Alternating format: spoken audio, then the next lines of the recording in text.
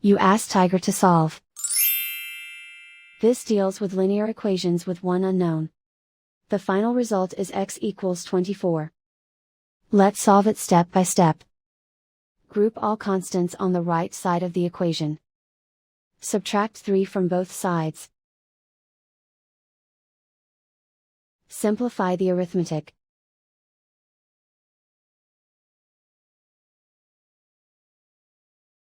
Isolate the x.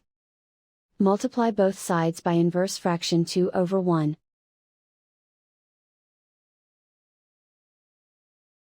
Group like terms. Multiply the coefficients.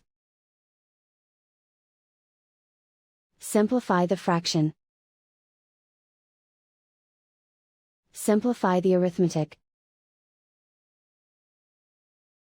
And so the final result is x equals 24.